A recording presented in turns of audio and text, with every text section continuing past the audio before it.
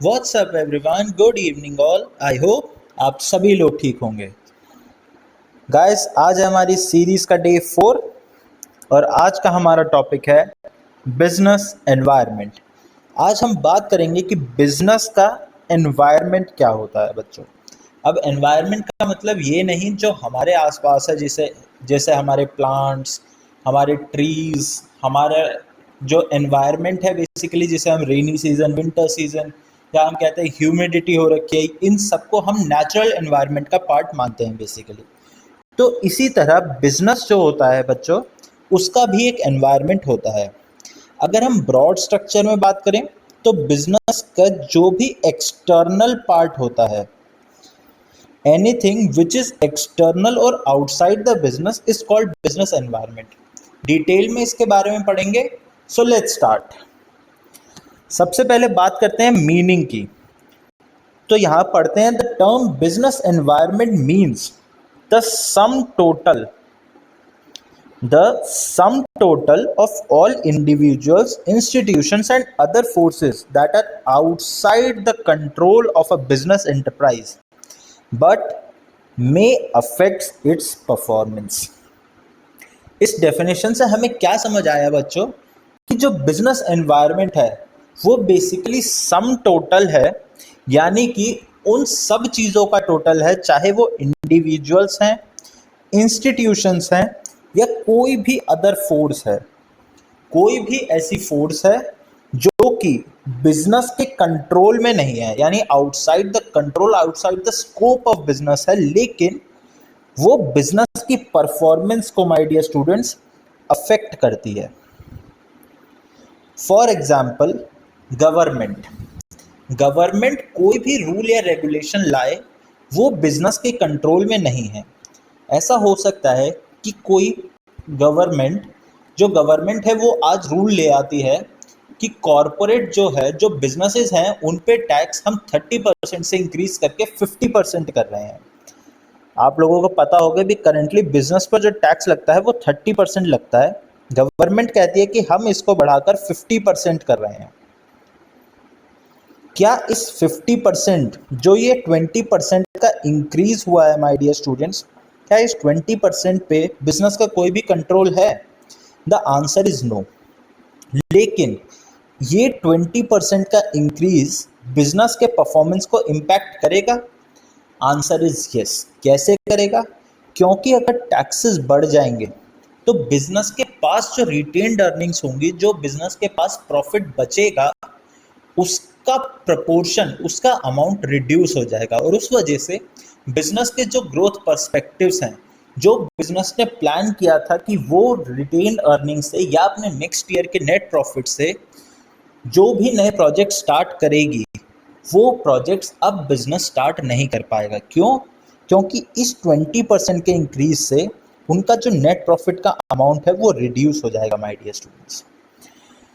तो simple terms में अगर कहा जाए तो पूरी वर्ल्ड को, पूरी यूनिवर्स को अगर हम ले लें as a single unit, universe का मतलब सिर्फ अर्थ नहीं, पूरा सोलर सिस्टम, हमारी मिल्की वे गैलेक्सीज और जो भी चीज़ें आपने आउटसाइड द अर्थ सुनी हैं, अगर उस पूरे यूनिवर्स का एक सम टोटल हम ले लें और उस यूनिवर्स में से हम बिजनेस को माइनस कर दें ना माय डियर स्टूडेंट्स, तो जो भी बचेगा वो बिजनेस एनवायरनमेंट का पार्ट है। अब बात करें अगर हम इसके फीचर्स या कैरेक्टरिस्टिक्स की, तो सबसे पहला कैरेक्टरिस्टिक इसका है डायनेमिक नेचर। क्योंकि बिजनेस एक डायनेमिक एनवायरनमेंट में काम करता है माय डियर स्टूडेंट्स, तो इसीलिए ये ऑब्वियस है कि बिजनेस एनवायरनमेंट जो है वो उसका नेचर डायनेमिक होगा। डायनेमिक क्यों होगा? क्योंकि वो एवर चेंजिंग होगा माय डियर स्टूडेंट्स। जो बिजनेस का एनवायरनमेंट है वो कॉन्टिन्यूसली चेंज होता रहेगा। अब चेंज कैसे होता रहेगा?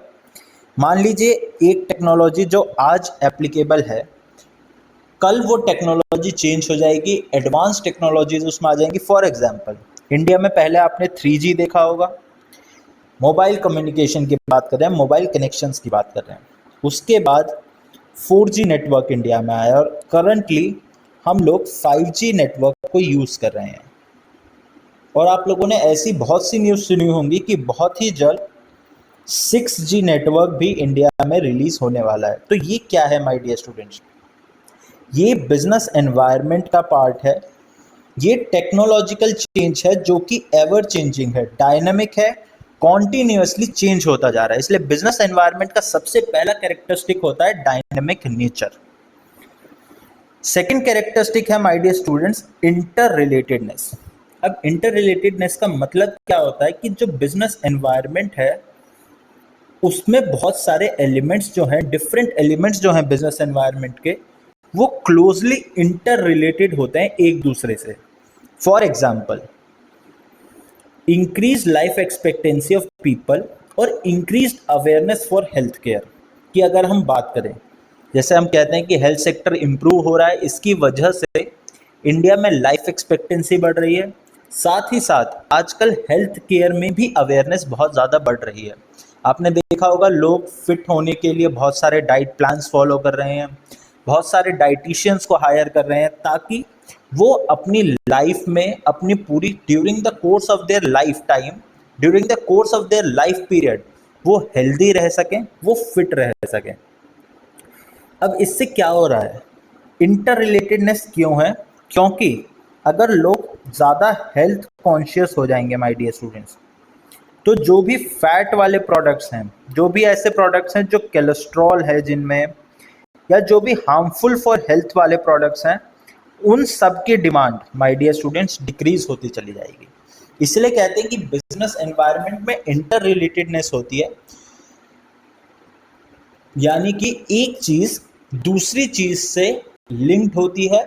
एक रिएक्शन या एक एक्शन का कुछ ना कुछ कॉन्सिक्वेंस या रिएक्शन होता है माय डियर स्टूडेंट्स। बात करेंगे नेक्स्ट फीचर की, तो वो है स्पेसिफिक एंड जनरल फोर्सेस। अब स्पेसिफिक या जनरल फोर्सेस का क्या मतलब होता है? तो बेसिकली जो बिजनेस एनवायरनमेंट होता है ना स्टूडेंट्स, उसमें दो तरीके के फोर्सेस या दो तरीके के रीजंस होते हैं। बिजनेस एनवायरनमेंट के दो पार्ट्स होते हैं। एक होता है स्पेसिफिक फोर्सेस। स्पेसिफिक फोर्सेस वो फोर्सेस होती हैं बच्चों जो कि सिर्फ एक पर्टिकुलर बिजनेस को या एक पर्टिकुलर इंडस्ट्री को इम्पैक्ट करती हैं। अगर हम इसका एक एग्जांपल लें स्पेसिफिक फोर्सेस का, तो मान लो कॉम्पिटिटर है। फॉर एग्जांपल हम टेलीकॉम सेक्टर की बात करते हैं। अगर हम टेलीकॉम सेक्टर की बात करें तो जियो ने अभी रिसेंटली आपने सुना होगा अपने प्राइजेस को इंक्रीज करा है।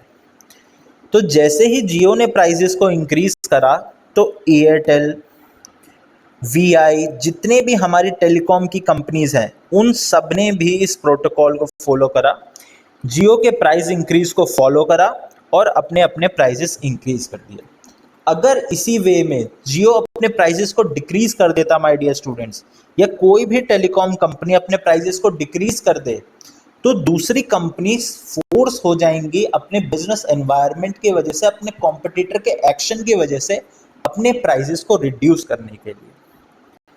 अब अगर हम बात करें जनरल फोर्सेस की, तो जनरल फोर्सेस में फॉर एग्जांपल हम पॉलिटिकल फैक्टर्स या लीगल फैक्टर्स की बात करते हैं। अगर हम पॉलिटिकल फैक्टर की बात करें तो हम फिर से यही टैक्सेशन के एग्जांपल की बात करेंगे माय डियर स्टूडेंट्स। गवर्नमेंट ने टैक्स 30% से 50% बढ़ा दिया कॉर्पोरेट वर्ल्ड पर, बिजनेसेस पर। क्या इसका इम्पैक्ट किसी एक पर्टिकुलर बिजनेस पर आया? क्या इसका इम्पैक्ट किसी एक पर्टिकुलर कंपनी पर आया या किसी एक पर्टिकुलर सेक्टर पर आया सिर्फ? The answer is no. India में जितने भी बिजनेसेस ऑपरेट करेंगे उन सब बिजनेसेस पर इस चीज का इम्पैक्ट आएगा बच्चों, क्योंकि कॉर्पोरेट टैक्स अगर हमने बढ़ा दिया है, कॉर्पोरेट टैक्स को हमने बढ़ाकर 30% से 50% कर दिया है, तो अब कोई भी बिजनेस हो इंडिया में, जो भी बिजनेस इंडिया में ऑपरेट करेगा उसे एक्स्ट्रा 20% टैक्स पे करना पड़ेगा। नेक्स्ट फैक्टर है हमारा टोटलिटी ऑफ एक्सटर्नल फोर्सेस। अब ये फैक्टर बहुत ही सिंपल है, इसका बेसिक मतलब वही है जो हमने डेफिनेशन में पढ़ा था कि जो बिजनेस एनवायरनमेंट है ना माय डियर स्टूडेंट्स, वो टोटल है एक्सटर्नल फोर्सेस का। यानी कि बिजनेस एनवायरनमेंट में कोई भी इंटरनल बिजनेस फोर्स काम नहीं करती है बच्चों। यानी कि विद इन द बिजनेस अगर कोई चीज़ है, चाहे वो एम्प्लॉयज़ है चाहे मैनेजमेंट है, हम उन सब को बिजनेस एनवायरनमेंट का पार्ट नहीं मानेंगे। जो हमने अभी बात करी थी कि पूरी यूनिवर्स में से अगर हम बिजनेस को माइनस कर दें तो बिजनेस एनवायरनमेंट बचता है, और जो बिजनेस है वो एक इंटरनल एनवायरनमेंट का पार्ट है, एक इंटरनल मैटर है। तो सिंपल सा इसका क्या मतलब हुआ कि जो बिजनेस एनवायरनमेंट है, यानी कि everything other than the business जो बची वो बिजनेस एनवायरनमेंट है, और बिजनेस के अलावा जो भी चीज़ें हैं वो एक्सटर्नल फोर्सेस का पार्ट होती हैं। इसीलिए हम कहते हैं कि बिजनेस एनवायरनमेंट जो है वो सम टोटल है एक्सटर्नल फोर्सेस का। नेक्स्ट हमारा फीचर जो है वो है अनसर्टेनिटी। बिजनेस एनवायरनमेंट क्योंकि एक डायनामिक नेचर का होता है तो उसमें अनसर्टेनिटी हमेशा बनी रहती है बच्चों। फॉर एग्जाम्पल, जो हमने टैक्सेशन की बात करी, एक ही एग्जाम्पल से अगर हम कई सारे फीचर्स या कैरेक्टरिस्टिक्स को समझ जाएंगे बच्चों, तो ये हमारे लिए पेपर में इजी रहेगा याद करना। क्योंकि अगर हमें एक इस एग्जाम्पल को हम अच्छे से याद कर लेंगे, हम समझ लेंगे कि टैक्सेशन के इस एग्जाम्पल से कितने फीचर्स या कैरेक्टरिस्टिक्स को हम रिलेट कर सकते हैं, तो सिर्फ एग्ज़ाम में हमें एक इस एग्जाम्पल को याद करना है, लिखना है, और उसके बाद हम सभी रिलेटेड फीचर्स को और कैरेक्टरिस्टिक्स को इस एग्जाम्पल से रिलेटेड हम बुक में, हम एग्ज़ाम में अपनी लिख सकते हैं माय डियर स्टूडेंट्स। तो अनसर्टेनिटी क्यों है? क्योंकि business environment is very difficult to predict. Business environment जो है वो बहुत ही डिफ़िकल्ट है प्रिडिक्ट करना, क्योंकि फ्यूचर में क्या होगा, स्पेशली जब एनवायरनमेंट इतना डायनामिक नेचर का है, ये प्रिडिक्ट कर पाना बहुत ही डिफ़िकल्ट हो जाता है। टैक्सेशन का सिमिलर एग्जाम्पल, किसी भी कंपनी को ये नहीं पता था कि नेक्स्ट ईयर कंपनी, जो गवर्नमेंट है हमारी, वो टैक्सेस को 30% से 50% कर देगी माय डियर स्टूडेंट। तो उन्होंने अपना प्लान जो नेक्स्ट ईयर के लिए बनाया वो 30% के हिसाब से बनाया। अब अनसर्टेनिटी इसीलिए अराइज हुई क्योंकि गवर्नमेंट में टैक्स इंक्रीज करके कर दिया 50%। तो अब जो एडिशनल 20% टैक्स कंपनीज को पे करना पड़ेगा, बिजनेसेस को पे करना पड़ेगा, उसके लिए बिजनेसेस को रीप्लानिंग करनी पड़ेगी, दोबारा से चीज़ों को प्लान करना पड़ेगा, चीज़ों को इनिशिएट करना पड़ेगा, और दोबारा से अपने गोल्स को, अपने ऑब्जेक्टिव्स को, अपने टारगेट्स को रिवाइज करना पड़ेगा माय डियर स्टूडेंट्स। नेक्स्ट हमारा फीचर है रिलेटिविटी का। अब रिलेटिविटी का क्या मतलब है? रिलेटिविटी का सिंपल मतलब ये है माय डियर स्टूडेंट्स कि बिजनेस एनवायरनमेंट जो है वो एक रिलेटिव कॉन्सेप्ट है। अब रिलेटिव कॉन्सेप्ट का क्या मतलब है कि फॉर एग्जांपल हम साड़ी का एग्जांपल लेते हैं, तो आप लोगों को पता होगा कि साड़ी जो है वो इंडिया की एक ट्रेडिशनल ड्रेस है। इंडिया में बहुत ही फेमस ड्रेसेस में से एक है साड़ी। लेकिन क्या जो साड़ी है वो फॉरेन कंट्रीज में इतनी ज़्यादा पॉपुलर है? The answer is no. यानी कि business environment region to region या कंट्री टू कंट्री भी डिफर कर सकता है, और हर रीजन का, हर रिलीजन का, हर नेशन का एक डिफरेंट बिजनेस एनवायरनमेंट होता है। इसीलिए हम कहते हैं बच्चों कि बिजनेस एनवायरनमेंट रिलेटेड होता है नेशन से, रीजन से या पीपल से। एंड लास्ट हमारा जो फीचर है वो है कॉम्प्लेक्सिटी। हमने पढ़ा कि बिजनेस एनवायरनमेंट डायनेमिक होता है, अनसर्टेन होता है, बहुत सारे फैक्टर्स होते हैं, स्पेसिफिक फोर्सेस होती हैं, जनरल फोर्सेस होती हैं, रिलेटिविटी होती है, हर नेशन का, हर रीजन का बिजनेस एनवायरनमेंट जो है वो डिफरेंट होता है। तो फॉर द एमएनसीज, जो मल्टीनेशनल कंपनीज होती हैं, जो सेवरल कंट्रीज में ऑपरेट करती हैं, उनके लिए एक कॉम्प्लेक्स प्रोसेस हो जाता है बिजनेस एनवायरनमेंट को अंडरस्टैंड करना और बिजनेस एनवायरनमेंट के अकॉर्डिंग पॉलिसीज और प्रोसीजर्स को डिज़ाइन करना। इसलिए हम कह रहे हैं कि बिजनेस एनवायरनमेंट जो है एक कॉम्प्लेक्स प्रोसेस है। बिजनेस एनवायरनमेंट में कॉम्प्लेक्सिटी बहुत ज़्यादा है माय डियर स्टूडेंट्स।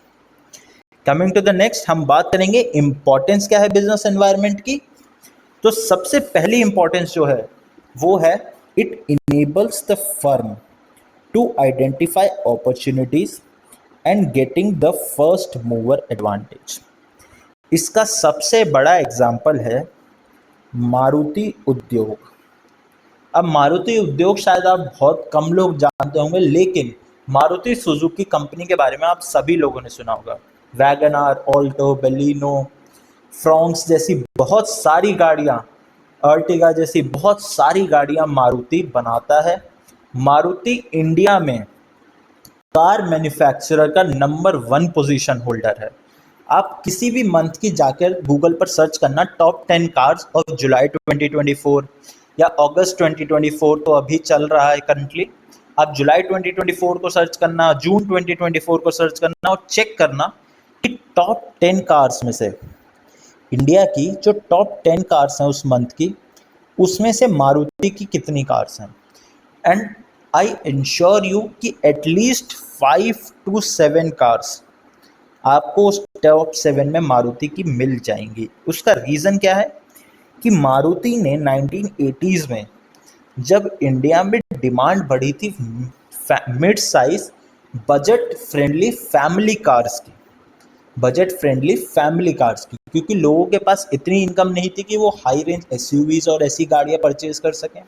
लेकिन क्योंकि फैमिलीज बड़ी थी इंडिया में, उस टाइम पे जॉइंट फैमिलीज का कॉन्सेप्ट भी बहुत पॉपुलर था, तो इसीलिए लोगों को बजट फ्रेंडली फैमिली कार की रिक्वायरमेंट्स बहुत ज़्यादा थी। और मारुति ने उस अपॉर्चुनिटी को आइडेंटिफाई करा, फर्स्ट मूवर एडवांटेज लिया, ऐसी कार्स को मैन्युफैक्चर करना स्टार्ट करा इन कोलैबोरेशन विद सुजुकी, जो कि एक जापान की कंपनी है। और इसीलिए आज उस कंपनी को हम मारुति सुजुकी कहते हैं, जिसमें दो कंपनीज का एक कोलैबोरेशन, एक जॉइंट वेंचर है, मारुति उद्योग लिमिटेड जो कि इंडिया की कंपनी है, और सुजुकी मोटर्स जो कि एक जापानीज कंपनी है माय डियर स्टूडेंट्स। तो बेसिकली अपॉर्चुनिटीज़ क्या होती हैं, ये पॉजिटिव एक्सटर्नल ट्रेंड्स या चेंजेस होते हैं जो हेल्प करते हैं एक फर्म को अपनी परफॉर्मेंस इंप्रूव करने में। बिजनेस एनवायरनमेंट जो होता है बहुत सारी अपॉर्चुनिटीज़ एक बिजनेस को प्रोवाइड करता है सक्सेस अचीव करने के लिए। फॉर एग्जांपल, एनवायरनमेंट ने एक अपॉर्चुनिटी प्रोड्यूस करी, एक अपॉर्चुनिटी प्रोवाइड करी mid size family budget friendly family car की, कि आप बजट फ्रेंडली और फैमिली पर्पस के लिए एक कार बनाएं। मारुति ने उस अपॉर्चुनिटी को आइडेंटिफाई करा, कैच करा, फर्स्ट मूवर एडवांटेज लिया, ऐसी कार्स बनाई। And even today after around 45 years of that launch in around 1980s, Maruti is still a big success in India. लोग आज भी पसंद करते हैं मारुति की गाड़ियां। The only reason is their cost. They are still budget efficient for so many people who want a budget friendly and cost effective car for their family. Second importance है my dear students, it helps the firm to identify threats and early warning signals. क्योंकि business environment में सब चीज़ें revolve कर रही होती हैं। अगर अपॉर्चुनिटीज़ हैं तो कुछ ना कुछ थ्रेट्स भी होंगे। फॉर एग्जाम्पल, कोई नई कंपनी, कोई नई फॉरेन कंपनी इंडिया में एंटर कर रही है एक सिमिलर प्रोडक्ट कैटेगरी में। मान लो जो एयरटेल है, जियो है, वोडाफोन आइडिया वाली कंपनीज है, ये टेलीकॉम कंपनीज हैं इंडिया में। अब इनके कंपटीशन में कोई एक फॉरेन कंपनी इंडिया में एंटर कर रही है एक अफोर्डेबल टेलीकॉम प्लान्स के साथ, तो वो जो कंपनी इंडिया में आ रही है, एक फॉरेन कंपनी इंडिया में एंटर कर रही है टेलीकॉम सेक्टर में, वो एक थ्रेट है किनके लिए, जो ऑलरेडी एग्जिस्टिंग प्लेयर्स है इंडिया में। फॉर एग्जांपल जियो, एयरटेल और वोडाफोन आइडिया यानी कि वीआई। तो थ्रेट्स क्या होते हैं, एक्सटर्नल एनवायरनमेंट ट्रेंड्स होते हैं, चेंजेस होते हैं जो हिंडर करते हैं परफॉर्मेंस को एक फर्म के, क्योंकि एक फॉरेन प्लेयर इंडिया में आ रहा है और वो अफोर्डेबल प्लान्स के साथ, कस्टमर फ्रेंडली स्कीम्स के साथ इंडिया में लॉन्च हो रहा है। तो ये एक थ्रेट है, एक वार्निंग सिग्नल है इंडिया के एग्जिस्टिंग प्लेयर्स के लिए कि आप लोगों का एक कॉम्पिटिटर मार्केट में एंटर कर रहा है। एंड इट्स हाई टाइम कि आप अपने कस्टमर रिटेंशन के लिए उस नई कंपनी के प्लान्स को, फैसिलिटीज़ को, सर्विसेज को मैच करें, otherwise your market share will be down for sure. तीसरा फैक्टर है my dear students, it helps in tapping useful resources. अब business environment useful resources find out करने में कैसे हेल्प करता है, तो enterprise depends on the environment as a source of input or resources and as an outlet for outputs। यहाँ पर क्या लिखा है कि जो एक बिजनेस एंटरप्राइज होता है वो एनवायरनमेंट पर ही डिपेंड करता है, इनपुट्स के लिए भी और अपनी सप्लाई ऑफ आउटपुट के लिए भी। यानी कि बेसिकली सिंपल बात हम ये करें कि जो एक बिजनेस है माय डियर स्टूडेंट्स, वो एक एनवायरनमेंट में ही काम करता है, क्योंकि जो कस्टमर्स हैं, कंपटीटर्स हैं, सप्लायर्स हैं, ये सब लोग बिजनेस एनवायरनमेंट का पार्ट होते हैं। आप सप्लायर से, आप नेचुरल एनवायरनमेंट से, अर्थ से रॉ मटेरियल्स को एक्सट्रैक्ट करेंगे, रॉ मटेरियल्स को प्रोक्योर करेंगे and after processing and production आप फाइनल आउटपुट को, जो अल्टीमेट कंज्यूमर्स एनवायरनमेंट में प्रेजेंट हैं, उनको सेल करेंगे। तो it makes sense that enterprise designs policies that allow it to get resources that it needs so that it can convert those resources into outputs that environment desires। यानी कि इस point का basic मतलब ये है, क्योंकि एक बिजनेस अपने सारे इनपुट्स को एनवायरनमेंट से ले रहा है और अपने आउटपुट को एनवायरनमेंट में ही सेल कर रहा है, बिजनेस एनवायरनमेंट में ही से ही उसका बिजनेस रन कर रहा है। तो ये एक इम्पॉर्टेंट चीज़ है कि एक बिजनेस एनवायरनमेंट को समझे। फॉर एग्जांपल, एक बिजनेस है इंडिया में, वो जो है अपने सप्लायर्स को एक्सप्लॉइट करता है, उनसे गुड्स या रॉ मटेरियल प्रोक्योर कर लेता है लेकिन उनको पेमेंट नहीं करता। सिमिलरली वो कस्टमर्स को बहुत ही हाई प्राइस में चीप क्वालिटी प्रोडक्ट सेल कर रहा है। तो क्या ऐसी कंपनी का लॉन्ग टर्म सर्वाइवल पॉसिबल है? The answer is no. After a point of time जो सप्लायर्स हैं वो प्रोटेस्ट करने लगेंगे, गुड्स सप्लाई बंद कर देंगे उस कंपनी को। सिमिलरली जो कस्टमर्स हैं उनका एक्सपीरियंस खराब होगा तो वो उस कंपनी के प्रोडक्ट्स खरीदना बंद कर देंगे and at a point of time after a few days, months और फ्यू ईयर्स ऑल्सो वो कंपनी 100% शट डाउन हो जाएगी। इसीलिए हम कह रहे हैं कि बिजनेस के लिए इम्पॉर्टेंट है, अगर उसको यूजफुल रिसोर्सेज चाहिए, उसको प्रोडक्टिव रिसोर्सेज चाहिए और एनवायरनमेंट में सर्वाइव करना है, तो उसे बिजनेस एनवायरनमेंट को अंडरस्टैंड करना, उसकी इम्पोर्टेंस जानना बहुत ही ज़रूरी है my dear students. Coming to the next, it helps in coping with rapid changes. अब ये कैसे होगा? क्योंकि जो बिजनेस एनवायरनमेंट है वो एक अपॉर्चुनिटिस्ट और थ्रेट प्रोवाइडर दोनों है।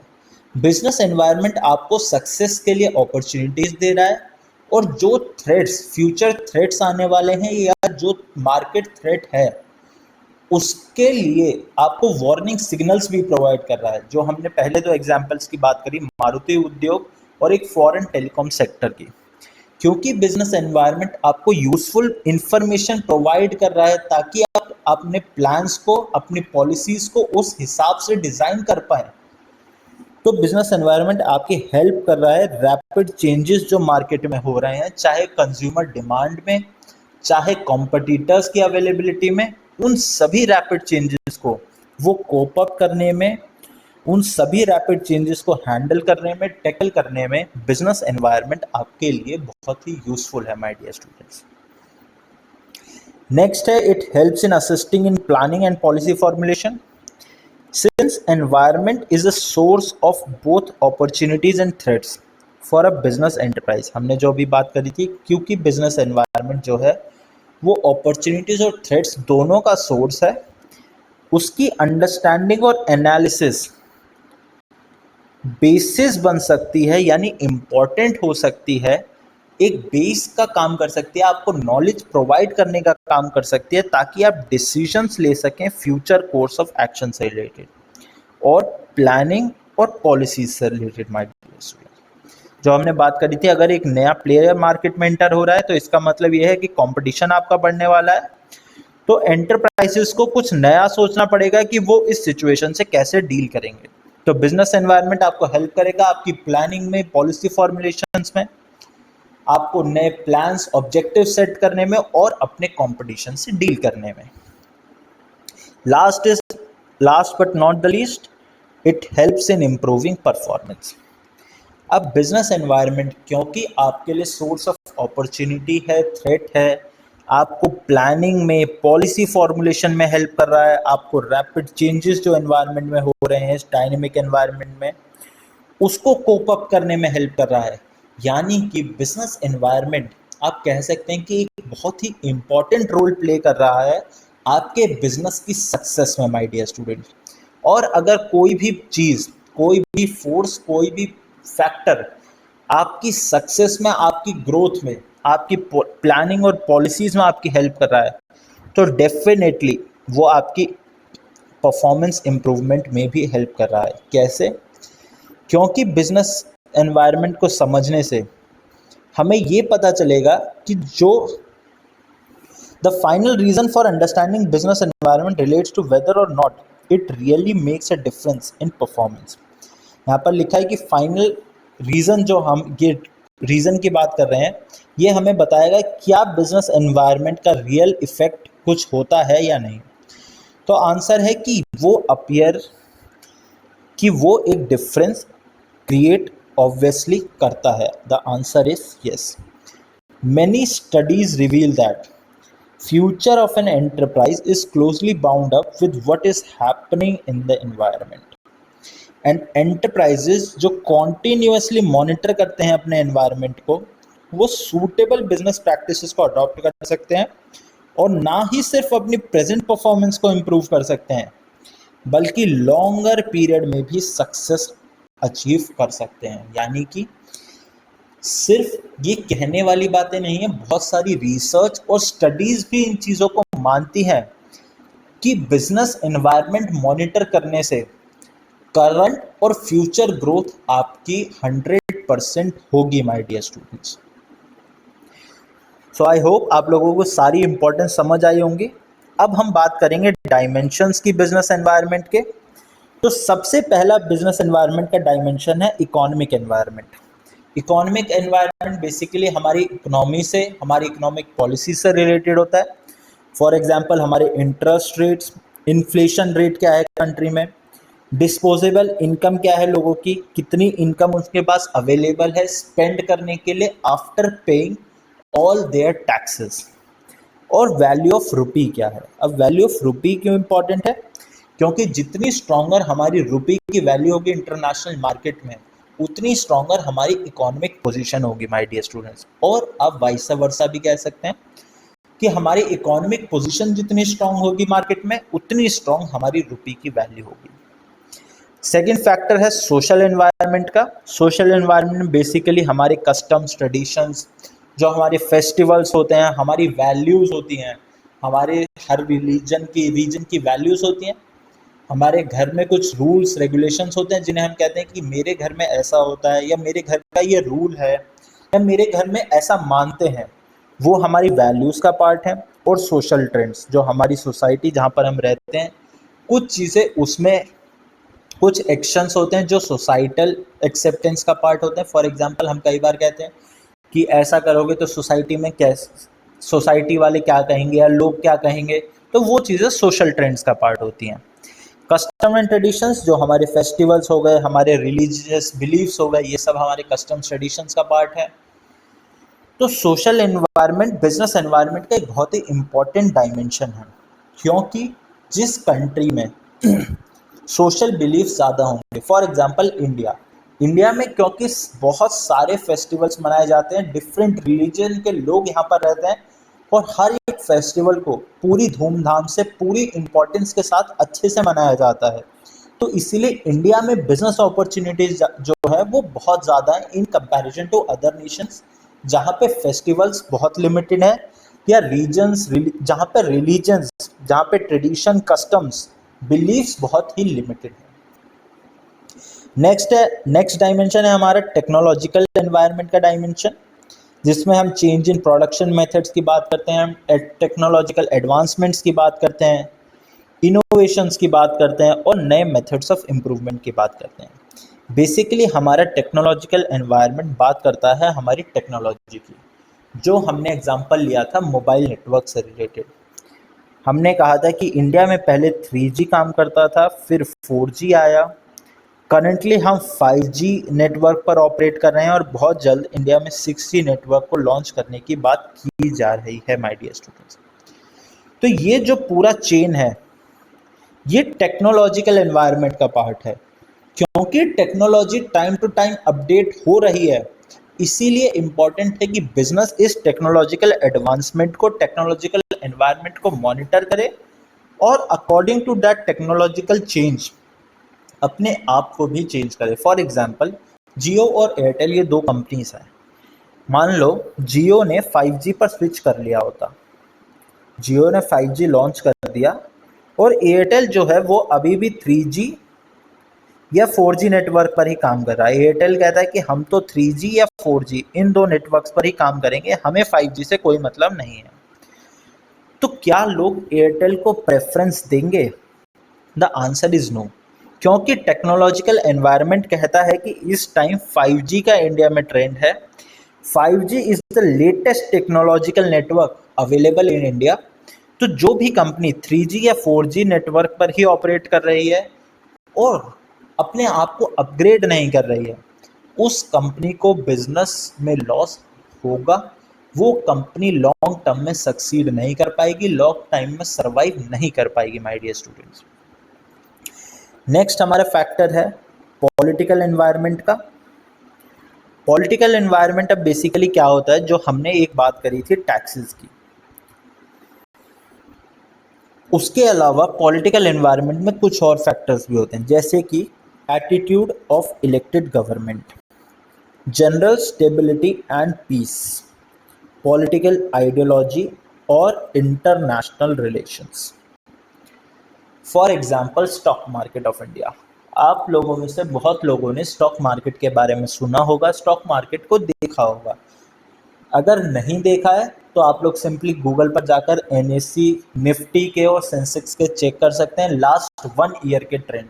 लास्ट 1 ईयर में हमारे निफ्टी ने कितना रिटर्न दिया है, हमारे सेंसेक्स ने कितना ग्रोथ जनरेट करा है, और सेंसेक्स में जो टॉप 30 या निफ्टी में जो टॉप 50 कंपनीज आती हैं उनका इंडिविजुअल रिटर्न कितना, आप ये भी देख सकते हैं। और आप देखेंगे कि एक ट्रिमेंडस ग्रोथ है इंडियन स्टॉक मार्केट में लास्ट 1 ईयर में। इसका रीजन है हमारी इलेक्टेड गवर्नमेंट। इलेक्टेड गवर्नमेंट अब कैसे इम्पैक्ट करती है बिजनेस एनवायरनमेंट को या पॉलिटिकल एनवायरनमेंट को, हम बात उसकी करते हैं। फॉर एग्जांपल, जो मोदी गवर्नमेंट है, जो हमारी करंट सेंट्रल गवर्नमेंट है, उनकी इन्वेस्टमेंट रिलेटेड जो आइडियोलॉजी है वो बहुत ही पॉजिटिव है।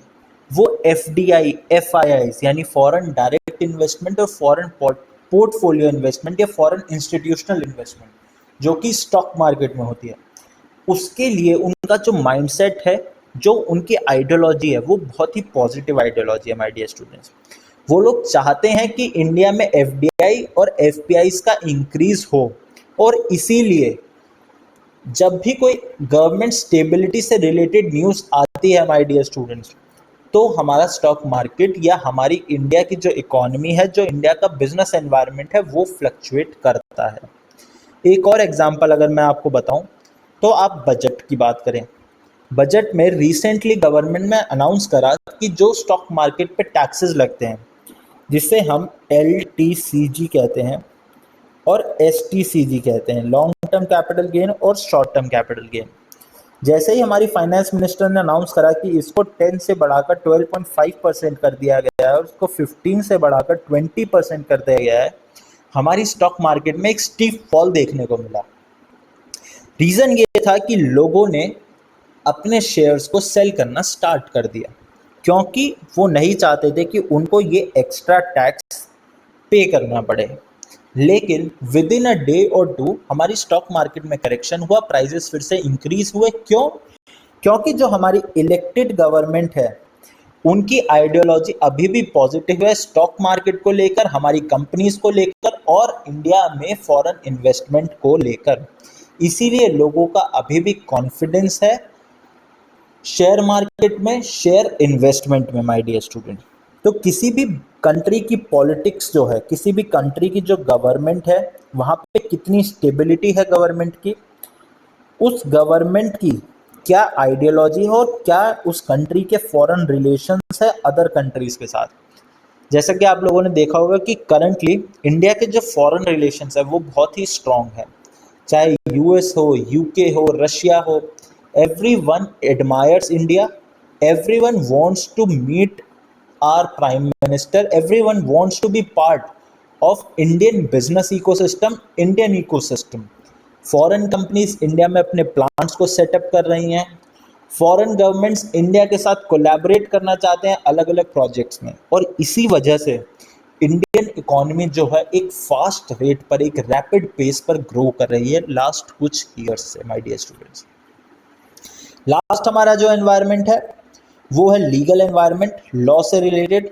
अगर कंपनीज एक्ट फॉर एग्जांपल एक पर्टिकुलर ऑर्गेनाइजेशन को कह देती है कि आपने कंपनीज एक्ट के रूल को ब्रेक करा है और इस वजह से आपको अपने बिजनेस को शट डाउन करना पड़ेगा, तो उस बिजनेस को ना चाहते हुए भी अपने बिजनेस स्ट्रक्चर को या बिजनेस ऑर्गेनाइजेशन को या तो क्लोज करना पड़ेगा बच्चों, या अपने बिजनेस ऑब्जेक्टिव्स को, बिजनेस स्ट्रक्चर को मॉडिफाई करना पड़ेगा एज पर कंपनीज एक्ट 2013। तो जो भी लॉ ऑफ लैंड है, इंडिया के जो भी लॉ बुक में लिखे हैं रूल्स एंड रेगुलेशंस, उस लॉ को फॉलो करना हर एक कंपनी के लिए, हर एक बिजनेस के लिए नेसेसरी है, चाहे वो इंडियन ओरिजिन हो, चाहे उस बिजनेस का फॉरेन ओरिजिन हो। अगर आप इंडिया में ऑपरेट करना चाहते हैं, इंडिया में बिजनेस करना चाहते हैं, तो इंडिया के लॉज, कोर्ट के जजमेंट्स, गवर्नमेंट के लेजिस्लेशंस, चाहे वो कंपटीशन एक्ट हो, चाहे कंपनीज एक्ट हो, फैक्ट्रीज एक्ट हो, वेजेस एक्ट हो, आपको उन सबको कंपल्सरीली फॉलो करना पड़ेगा। Coming to the last topic of the day, demonetisation. Demonetisation के बारे में आप सभी ने सुना है।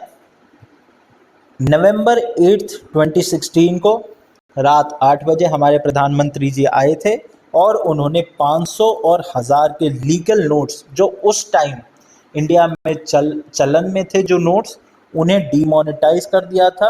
यानी कि ये अनाउंस कर दिया था कि आज रात 12 बजे से इन नोटों की वैल्यू 0 रुपीज़ हो जाएगी, इन नोटों की कोई वैल्यू नहीं बचेगी, जो हमारे उस टाइम में 500 और 1000 के नोट्स थे।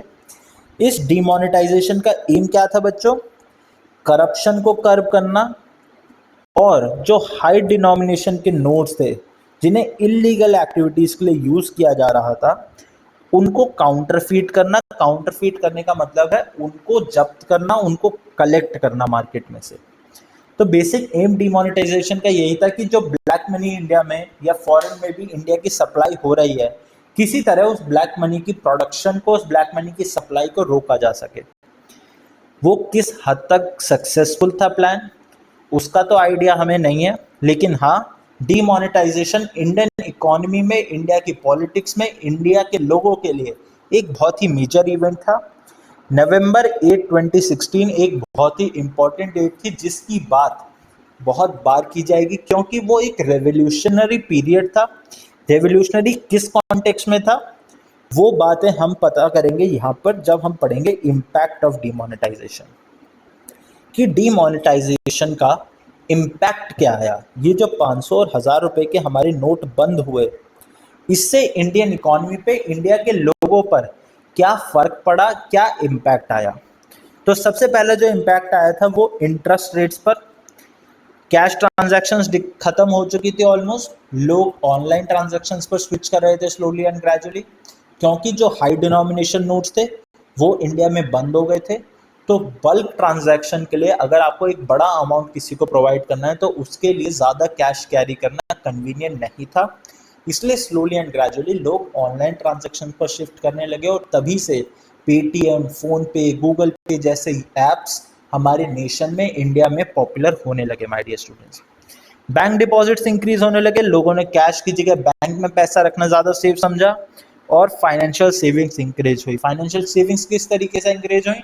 लोगों ने सोचा कि घर में कैश रखने से अच्छा है हम बैंक में इसको डिपॉजिट करके रखें, जिसकी वजह से जो भी पैसा, आपको पता होगा, आपने इकोनॉमिक्स में पढ़ा होगा कि जो भी पैसा हमारा बैंक में होता है माय डियर स्टूडेंट्स, वो पैसा इकोनॉमी में सर्कुलेट होता है, बैंक उसको पैसे को अपने पास रखे नहीं रखता है। अगर आप बैंक को 100 रुपये देंगे तो बैंक उसमें से 90 रुपये आगे इकॉनमी में सर्कुलेट कर देगा और सिर्फ 10 रुपये अपने पास रखेगा एज अ रिजर्व। कभी भी कोई पर्सन उनके पास जाता है पैसे विड्रॉ करने के लिए, तो ताकि उसकी नीड ऑन टाइम सेटिस्फाई कर पाए, उसको पैसे ऑन टाइम प्रोवाइड कर पाए, इसके लिए सिर्फ 10 रुपये वो अपने पास रखेगा और 100 में से 90 रुपये को आगे इकॉनमी में as a loan, as a debt supply कर देगा। Next is private wealth.